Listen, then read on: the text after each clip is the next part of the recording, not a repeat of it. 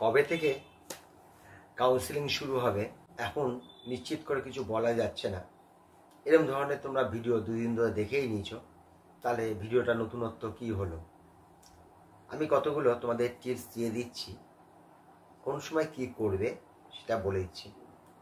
প্রথম কথা, 6 জুলাই হচ্ছে না অল ইন্ডিয়া স্টার্ট, কেন হতে গেলে অন্তত 10 দিন আগে নোটিশ দিতে হয়। পিডাব্লিউডিদের সার্টিফিকেট বানানোর ব্যাপার থাকে, এসব থাকে। যেহেতু আর হাতে 3 দিন বাকি আছে, তা বোঝাই যাচ্ছে সুপ্রিম কোর্টের রায়ের পর হবে। এটা সেরকম নতুনত্ব কিছু নেই, আজকে এটা নিয়ে করছি না, যদিও এটা হেডলাইনে এরকম একটা আমি দিয়েছি।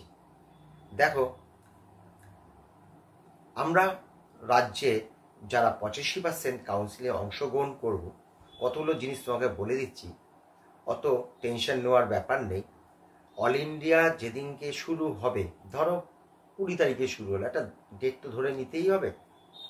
তাহলে দেখবে 23-24 না, দুদিন পরেই একটা নোটিশ আসবে। প্রথম হ্যান্ডিক্যাপদের ওই যে আমাদের কলকাতা কলেজ এসএসকেমে ওদের সার্টিফিকেট প্রদান হয়, এবং ওরা সত্যি সত্যি হ্যান্ডিক্যাপ বলে যে দাবি করছে সেটা কতটা ঠিক আছে সেই হিসাব দিয়ে ওদের সার্টিফিকেট দেয়। যাই হোক, ওদের সার্টিফিকেটটা দেওয়া হয়ে গেলো, এসএসকেম থেকে দেয়। ওদের তো সংখ্যা খুবই কম, তোমরা জানো, সব মিলে 50 জন হবে না। ইউআরদের 27-28 জন গতবার ছিল, এসসিদের ওরমই ছিল, পরে সিটগুলো আমাদের ট্রান্সফার হয়ে আসে 50 জনের মতন। ওদের সার্টিফিকেট দেওয়া হয়ে গেল। তারপরে ফার্স্ট আসবে নোটিশ আর সিট ম্যাট্রিক্স। সিট ম্যাট্রিক্সটার সম্বন্ধে বলে নিই, কোন কলেজে কোন কাস্টের কটা সিট আছে। ধরো একটা কলেজে 100টা সিট যেটা আছে, সেটা তো 15টা খরচ হয়ে গেল, 85টি চার্ট থাকবে, দেখা থাকবে ইউআর হয়তো 38, ওবিসি এত, এসসি এত, এসটি এত, পিডাব্লিউডি এত, এরকম থাকবে। হ্যাঁ, এক এক বছর এক একটা একটু চেঞ্জ হয়, একটা দুটো দশমিক ঘরগুলো এসে যায় দেখে হয়। দেখা যাচ্ছে 8.5খানা হচ্ছে, এই কলেজে 8 দিল, 8টা কলেজে ওটা হাফখানা নিয়ে 9 করে দেয়, এটা ফাইনাল করে দেয়। আর এই সিট ম্যাট্রিক্সটা সম্বন্ধে একটা ভিডিও হয়তো 2 দিনের মধ্যে দেবো। এটা খুব গুরুত্বপূর্ণ ছাত্রদের কাছে, সেটা এই সময় এই আলোচনা করছি না, পরের ভিডিওতে এই জিনিসটা নিয়ে আমি আলোচনা করব। এইবার যেই হয়ে গেল, ঠিক তার 3-4 দিন পর নোটিশ আসলো যে ওই তারিখে তোমরা রেজিস্ট্রেশন করবে, আর সিটগুলো দেখে নিলে এই কোন কলেজে কি আছে। এবার বলছি, আমাদের সরকারি থাকবে, সেমি গভর্নমেন্ট থাকবে, ডেন্টাল থাকবে, এবং যেগুলো থাকার সবগুলো থাকবে। কাউন্সিলিং যখন চয়েস ফিলিং করবে প্রত্যেকটা কলেজে দেওয়া থাকবে। হ্যাঁ, ওটা পরে একসময় বলা যাবে, সমস্ত কিছু থাকবে। তোমার বাড়িতে চার্ট করে নিয়ে যেতে হবে, নাহলে অতগুলো কলেজ খুঁজতে খুঁজতে তোমার অনেক সময় লাগবে, চয়েস ফিলিংটা করতে অনেকটা সময় লাগে।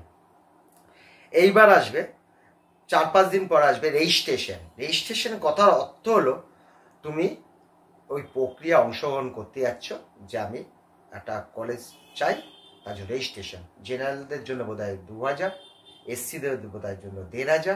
এটা রেট তখনই বলবে, এরকমই একটা রেট হয়।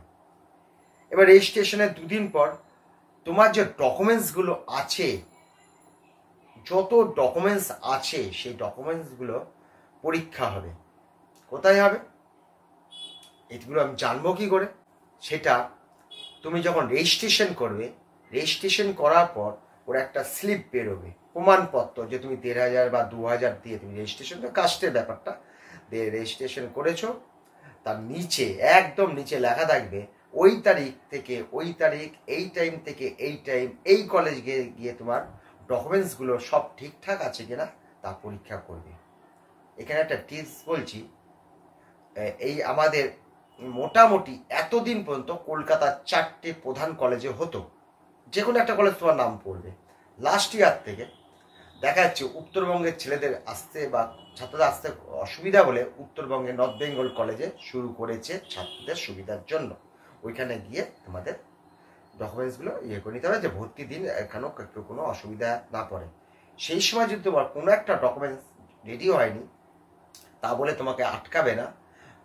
যেদিনকে তুমি সিটটা ভর্তি হবে সেদিনকে ডকুমেন্টসটা তোমাকে সাবমিট করতেই হবে, কিন্তু সেদিনকে করতেই হবে। ধরো কোনো একটা আশা করছি তোমার হবে না, তাও এটা বলে নিলাম। হয়ে গেল, রেজিস্ট্রেশন হয়ে গেল, ভেরিফিকেশন হয়ে গেল। এইবার বেরোবে সব কমপ্লিট। এইবার বেরোবে বেঙ্গল র্যাঙ্ক, তুমি বেঙ্গলে তোমার কত র্যাঙ্ক হলো। তারপর কি হবে, ঠিক 2 দিনের মধ্যেই বলবে চয়েস ফিলিং করো, তুমি কোন কোন কলেজে তুমি ভর্তি হতে যাচ্ছ সেখানে তুমি চয়েস ফিলিং করো।